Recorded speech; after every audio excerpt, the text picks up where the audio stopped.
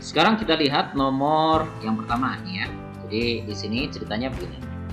Suatu benda pada suatu tendangan bebas dalam permainan sepak bola, lintasan bola mencapai titik tertinggi. Nah, ini adalah posisi tertingginya ya. Jadi itu 45 meter di atas tanah. Berapa lama harus ditunggu sejak bola ditendang sampai bola jatuh kembali ke tanah, gitu ya. Oke, karena di sini yang diketahui itu adalah titik tertinggi, jadi kita bisa menggunakan komponen vertikalnya saja, ya. Jadi kalau kita lihat komponen vertikalnya, kalian bisa kan ya, pada gerak parabola itu kan pada komponen vertikal atau komponen sumbu Y itu menjalani GLBB. Nah, pada GLBB kalian kalau masih ingat ada rumus kayak gini nih. PY kuadrat itu sama dengan P0Y kuadrat min 2G dikalikan dengan delta Y, gitu ya. Nah, sekarang kalau kita lihat, ini adalah perpindahan sampai mencapai titik tertinggi, gitu ya. Nah, kalau sampai titik tertinggi, tentu saja PY-nya kan 0. Nah, nanti dari sini kalian punya ya, ini P0Y kuadrat dikurangi dengan 2 kalikan 10, kemudian dikalikan dengan 45 ya. Nah, gitu kan. Nah, jadi kalau ini dipindahkan ke kiri, nanti kalian punya berapa? 900 ya. Jadi nanti 900 itu sama dengan P0Y kuadrat. Nah, kalau kalian tarik kuadratnya, ya, jadi diakarkan kedua ruas, nanti kecepatan awal pada arah sumbu Y itu sama dengan akar dari 300 kan ya, akar dari 900 maksud Bapak. Nah, ini sama dengan 30 meter per second. Nah, kalian punya kecepatan awal.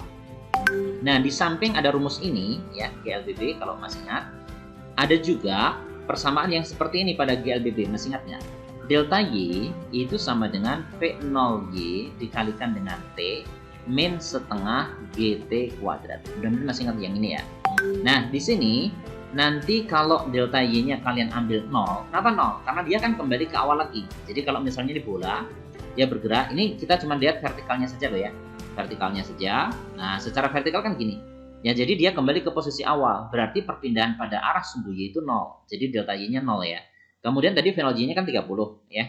Jadi di sini 30 dikalikan dengan T min setengah kali G. G-nya 10 ya. Karena di sini sudah dituliskan. Jadi percepatan gravitasinya 10. Jadi nanti di sini 5 T kuadrat gitu ya. Nah, ini pindahkan saja ke sebelah kiri. Jadi nanti 5 T kuadrat itu sama dengan 30 T. Nah, T-nya bisa kalian coret ya. Salah satunya di sini. Nah, ini bisa habis dengan ini. Nanti kalian punya berarti T-nya sama dengan 30 dibagi dengan 5. Berapa nih?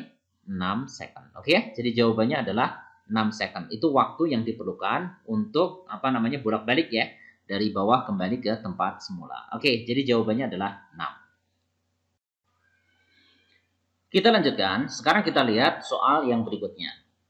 Di sini disebutkan ya, ada soal masih tentang gerak parabola nih ya ceritanya. Di sini disebutkan bahwasanya bila besar sudut antara horizontal dan arah tembak suatu peluru adalah 45 derajat. Ini sering disebut dengan sudut elevasi ya. Kita sebut saja theta misalnya. Maka perbandingan antara jarak tembak dalam arah mendatar, nah ini maksudnya adalah X maksimum dengan tinggi maksimum peluru. Jadi tinggi maksimum itu maksudnya Y maksimum, gitu ya. Oke, mudah-mudahan kalian masih ingat. Jadi di sini kalau tinggi maksimum peluru, jadi kalau misalnya lintasan parabolanya seperti ini ya. Nah, lintasannya seperti ini, itu kan ada jarak mendatar maksimum. Yang ini maksudnya ya. Ini X maksimum. Kemudian yang ini itu adalah Y maksimum. Gitu ya. Mudah-mudahan masih ingat rumusnya. Kalau Y maksimum apa rumusnya? Masih ingat? Ini adalah V0 kuadrat sin kuadrat theta dibagi dengan 2G. Kalau X maksimum apa rumusnya? Ini adalah V0 kuadrat sin ya. Ini sin 2 theta ya. Sin 2 theta dibagi dengan G gitu kan ya. Oke. Nah, sekarang kalian tinggal dibandingkan saja. Tadi kan maunya bandingkan apa? Antara X maksimum kan ya dibanding dengan Y maksimum. Kalau nanti kita bandingkan, nanti kalian punya apa nih? X maksimum dulu ya. Jadi V0 kuadrat kemudian sin 2 theta dibagi dengan G. Nah, ini dikalikan karena Y maksimumnya di bawah berarti dibalik ya. Jadi 2G dibagi dengan apa? V0 kuadrat sin ya kuadrat theta gitu. Oke, ini disederhanakan saja. Nanti V0-nya ini habis dengan V0 ini.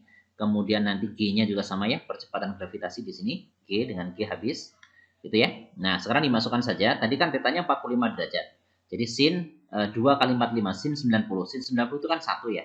Kemudian dikalikan 2 ya, dikalikan 2 kemudian dibagi dengan sin kuadrat theta. Tadi kan tetanya 45 ya. Jadi sin 45 derajat itu kan setengah akar 2 ya. Kalau dikuadratkan ya. Jadi di sini kita tulis saja setengah akar 2 ya. Nah, ini tolong dikuadratkan. Nah, ini dikuadratin. Nanti kalian punya apa? Ya, 2 dibagi dengan setengah akar 2 dikuadratin itu kan setengah ya. Jadi 2/4 kan?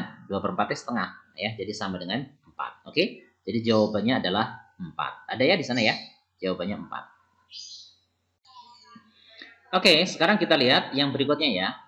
Di sini ceritanya gini, sebutir peluru ditembakkan dengan kecepatan awal. Nah, ini kecepatan awalnya ya. Itu 50 meter per second. Ini adalah V0.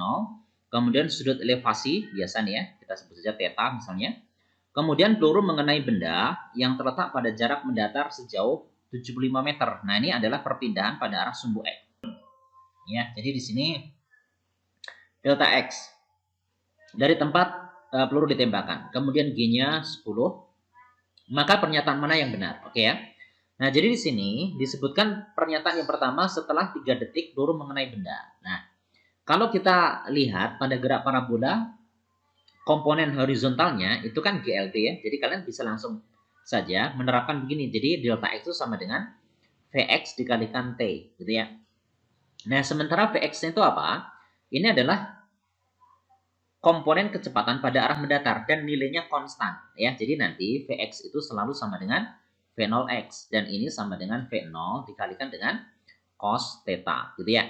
Nah, sehingga nanti kalau kita substitusi ke sana semua, nanti akhirnya kalian dapat begini. Jadi delta x itu sama dengan V0 dikalikan dengan cos theta dikalikan dengan T gitu ya. Jadi delta x-nya tadi kan 75. Kemudian V0-nya itu 50 tadi ya. 50, kemudian cos 60 kan ya, itu setengah dikalikan dengan T. Nah, sehingga nanti kalau disederhanakan, nanti kan 50 dengan 2 dicoret ya, jadi 25 kan? 25. Nah, sehingga nanti T-nya berapa dong? Ya, 75 dibagi 25, 3 second ya. Oke, jadi jawaban yang pertama ini adalah benar ya. Oke, di sini kita lihat yang kedua, peluru mengenai benda setelah meninggalkan puncak lintasan. Nah, jadi ketika mengenai benda itu dia sedang bergerak kemana. Nah, itu bisa kita cek. Kalian mencari saja kecepatan pada komponen vertikalnya saja. Jadi VY. Nah, VY itu kan rumusnya apa? V0Y min GT kan gitu ya. V0Y itu apa? Masih ingat? Ya V0 dikalikan dengan sin kan ya. Jadi sin theta ini dikurangi dengan G kali T. Nah, nanti kalau kita isikan angkanya ya. Jadi V0 tadi kan 50 nih. 50 dikalikan dengan sin 60 ya. Sin 60 itu kan setengah akar 3 ya. Nah, kemudian dikurangi G-nya 10, T-nya tadi 3 kan ya. Oke, jadi nanti kalian punya apa nih? 50 kali setengah 25. Jadi 25 akar 3 dikurangi 30. Nah, kalian harus bisa menebak ini. Ini sebenarnya berharga positif atau negatif. Kalau dia positif, ya berarti sedang bergerak ke atas ya. Berarti kalau negatif dia sedang bergerak ke bawah. Artinya apa? Kalau sedang bergerak ke atas berarti belum lewat puncak. Tapi kalau dia bergerak ke bawah berarti sudah lewat puncak. Nah, kita perlu kira-kira nih ya. Nah, jadi 25 dikalikan dengan akar 3 ini kira-kira berapa? Nah, kalau diingat, akar 3 itu sebenarnya dekat dengan 1,7 ya. Tolong diingat ya ini ya. Nah, nanti kalau kalikan 25, jadi 25 dikalikan dengan 17 saja misalnya ya. Nanti kalian punya apa nih? Ini 5, masih 3 kan ya. 14 berarti 17 nih. Kemudian di sini 5, kemudian di sini 2. Nanti kalian punya 5, berapa nih? 12, 1, 4 ya. Jadi di situ adalah 42, sekitar 42,5 ya dikurangi 30. Itu kan hasilnya positif kan. Kalau positif itu artinya apa? Ya artinya bahwasanya si pelurunya itu masih bergerak ke atas ya. Jadi kalau dikatakan peluru mengenai benda setelah meninggalkan puncak berarti salah. Ya, jadi dia masih bergerak ke atas. Oke, kemudian yang berikutnya besar komponen kecepatan mendatar. Nah, kalian cari kecepatan mendatar tadi kan Vx namanya kan ya. Nah, Vx itu sama dengan apa tadi? V0 dikalikan dengan cos theta. Yang ini tadi ya, yang ini. Tadi kan ya sudah kita tuliskan. Ini adalah komponen kecepatan arah mendatar. Jadi tadi V0-nya itu 50, cos 60 itu kan setengah. Jadi sama dengan 25 meter per second. Oke ya. Jadi besar komponen kecepatan arah mendatar 25. Betul ya? Kemudian yang terakhir di sini disebutkan besar komponen kecepatan vertikal saat peluru mengenai benda. Nah, jadi di sini komponen vertikalnya. Ya sudah, berarti kalian tinggal mencari VY-nya. Nah, jadi kalau VY-nya kan sudah kita cari sebelumnya kan yang ini kan. Nah, jadi ini nilainya ya. Nilainya itu dalam bentuk akar tadi ya. Jadi 25 akar 3 per apa dikurangi 30. Di sini sudah pasti 25 akar 6. Berarti jelas salah kan?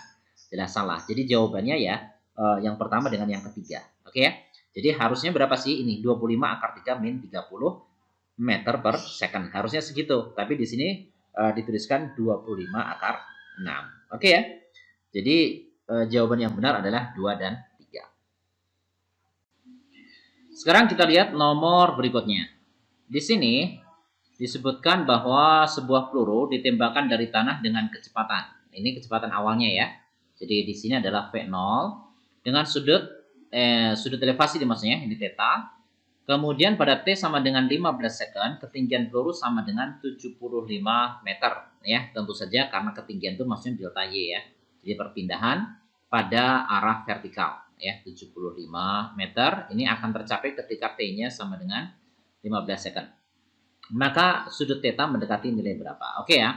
Nah, jadi di sini kalau kalian lihat, di sini ada harga-harga yang diketahui.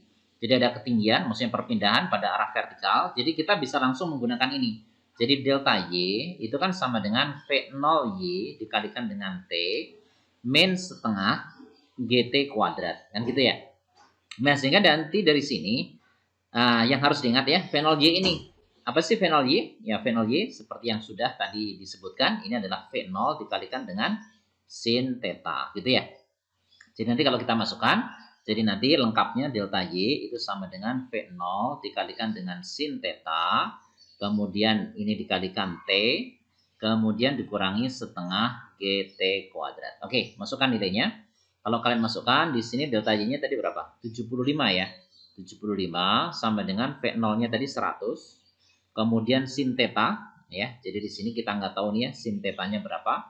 Nah, itu yang nanti yang kita cari. Jadi di sini biarin saja sin theta.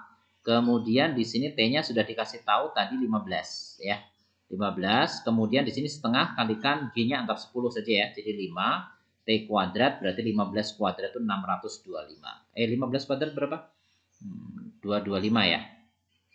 225. Oke.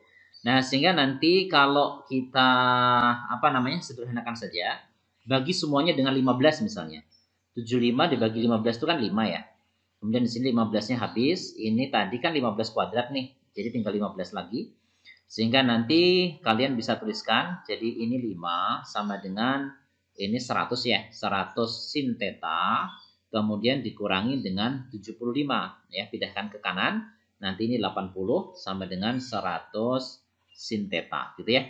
Nah, sehingga nanti sin theta-nya sama dengan 80 bagi 100. Jadi 0,8 ya. Nah, ini kira-kira berapa theta-nya? Jadi sin theta 0,8. Ya, theta-nya sangat dekat dengan 53 ya. 53 derajat. Oke. Jadi jawabannya adalah 53 derajat. Sekarang kita lihat soal berikutnya ya. Masih tentang gerak parabola di sini. Nah, di sini ceritanya gini.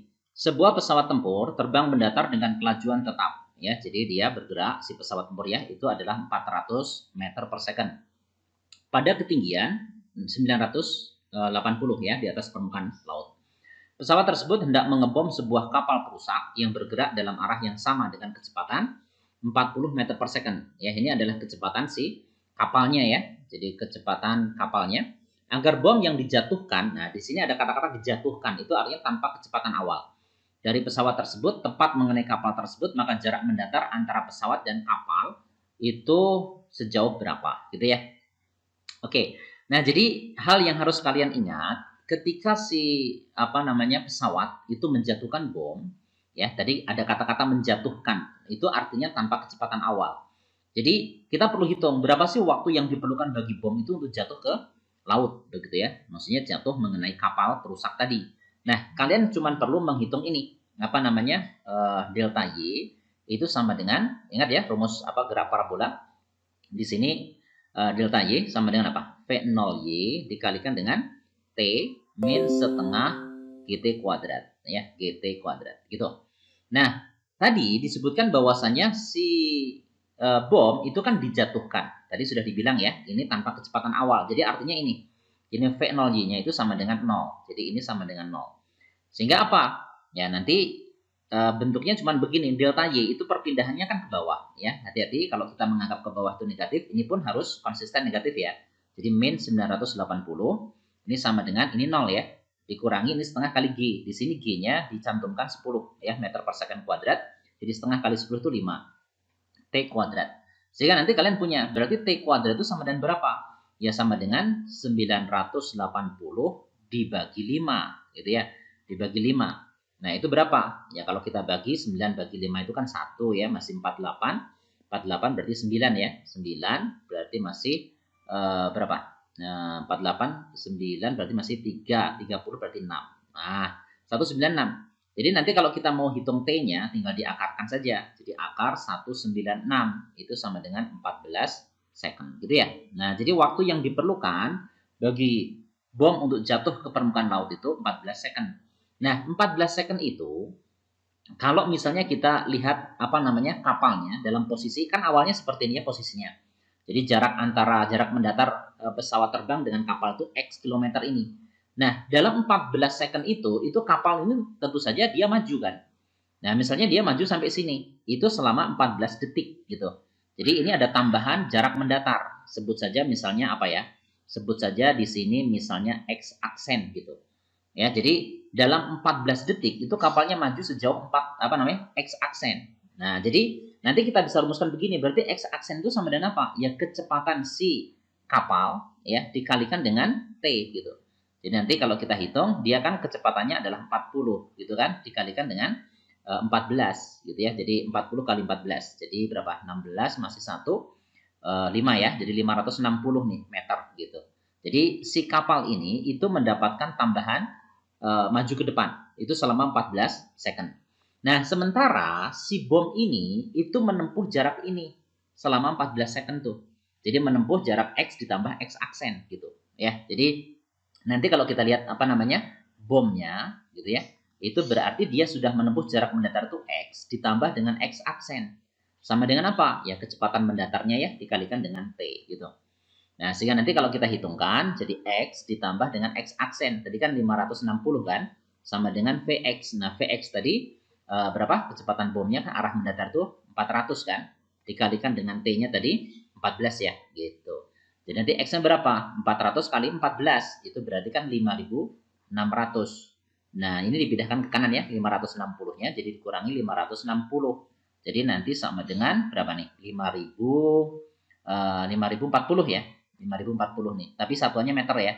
Kalau dikilometerkan ya tentu saja adalah 5,04 kilometer. Oke? Nah, jadi pada saat jarak ini ya, jarak mendatarnya ya antara pesawat dengan perahu dengan kapal itu 5,04 kilometer bom dilepaskan. Maka bom itu akan tepat mendarat di kapal perusak tadi. Oke ya, bisa dipahami ya. Jadi jawabannya adalah 5,04 kilometer.